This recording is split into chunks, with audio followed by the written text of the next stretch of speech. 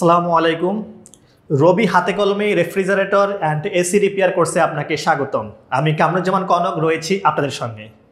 আমরা এতদিন অনেক কয়েকটা ক্লাস করে আসছি, যেটা হচ্ছে রেফ্রিজারেশন এবং এয়ার কন্ডিশনের উপরে ছিল। এই ক্লাসগুলো থেকে আমরা আমাদের এই কোর্সের বেসিক যে কাজগুলো ছিল এবং বেসিক যে ফান্ডামেন্টাল ফাংশনগুলো ছিল সেগুলো শিখেছি। এখন আপনাদের যে কাজটা হবে এটাকে একটু প্র্যাকটিক্যালি করা, কারণ এই যে রেফ্রিজারেশন বা হচ্ছে এয়ার কন্ডিশনের যে কাজগুলো আছে এই কাজগুলো হচ্ছে প্র্যাকটিক্যাল কাজ, অর্থাৎ হাতে কলমে করতে হবে। তো এই এতক্ষণ পর্যন্ত আমরা যে ভিডিওগুলো বা ক্লাসগুলো দেখলাম সেটা আমরা থিওরিক্যাল জিনিসগুলো দেখছি এবং জানছি। এখন প্র্যাকটিস করার জন্য আপনাকে যে কাজটা করতে হবে সেটা হচ্ছে আপনার আশেপাশে কিছু শোরুম আছে, যেই শোরুমে বিক্রি করে, সেলসও করা হয় কিন্তু সার্ভিসিংও করা হয়।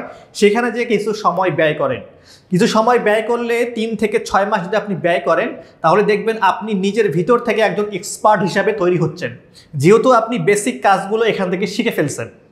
আর দ্বিতীয়ত, এই রেফ্রিজারেশন এয়ার কন্ডিশনের ওপরে একটা বিশাল কেরিয়ার আছে, কারণ আমাদের প্রতিটা ইন্ডাস্ট্রি, মিল, কলকারখানা, ফ্যাক্টরি সব জায়গায় রেফ্রিজারেশন কাজগুলো হয়ে থাকে।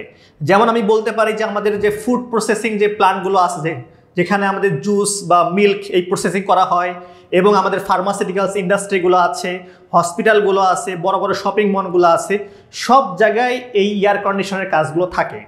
তা আপনি যদি এই সব জায়গায় জব করতে চান তাহলে অবশ্যই আপনাকে প্র্যাকটিক্যাল কিছু অভিজ্ঞতা লাগবে। এর সঙ্গে আরেকটা দরকার পড়বে আপনার সার্টিফিকেশন। আপনারা জানেন বাংলাদেশ সরকারের অনেকগুলো অথরাইজ প্রতিষ্ঠান আছে, যেই প্রতিষ্ঠানের মাধ্যমে আপনি এই প্র্যাকটিক্যাল কাজগুলো শিখতে পারবেন।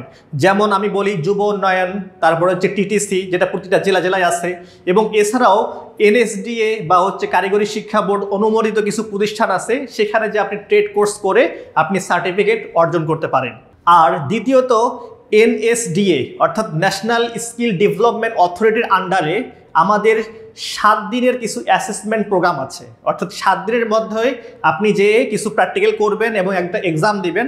যদি আপনি পাস করেন অ্যাসেসমেন্টে তাহলে আপনাকে একটা সার্টিফিকেট দিবে, সেটাকে আমরা লেভেল 1 লেভেল 2 বলি। এই লেভেলগুলো করেও কিন্তু আপনি সার্টিফিকেট অর্জন করতে পারেন। এবং দেশের বাহিরে, বিশেষ করে মধ্যপ্রাচ্যে, এই রেফ্রিজারেশন এয়ার কন্ডিশন, যেটাকে আমরা RAC বলি, এই রেফ্রিজারেশন এয়ার কন্ডিশনের টেকনিশিয়ানের প্রচুর চাহিদা এবং এদের যে স্যালারি রেঞ্জ সেটাও অনেক বেশি। যদি আপনি দেশের বাহিরে এই টেকনোলজির উপরে বা এই কাজের উপরে টেকনিশিয়ান হিসেবে যেতে পারেন তাহলে আপনি প্রচুর পরিমাণে রেমিটেন্স বা হচ্ছে বৈদেশিক মুদ্রা অর্জন করতে পারবেন বা ইনকাম করতে পারবেন। তা সেক্ষেত্রেও কিন্তু অবশ্যই একটা সার্টিফিকেশন নিয়ে বা সার্টিফিকেট নিয়ে কিন্তু আপনি বিদেশে পাড়ি দিবেন, কারণ ওখানে যে আপনি তো মুখে বোঝাতে পারবেন না যে আমি এই কাজটা জানি বা আমি এই কাজটা শিখছি।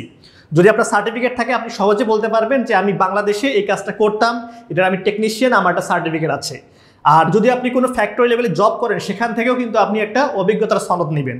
এই সনদ এবং সার্টিফিকেট থাকলে আপনি বিশ্বের যে কোনো জায়গায় আপনি এই রেফ্রিজারেশন এয়ার কন্ডিশনের উপরে কাজ করতে পারবেন, নিজের ভবিষ্যৎ উজ্জ্বল করতে পারবেন এবং পাশাপাশি দেশের জন্য বৈদেশিক রেমিটেন্স পাঠাতে পারবেন।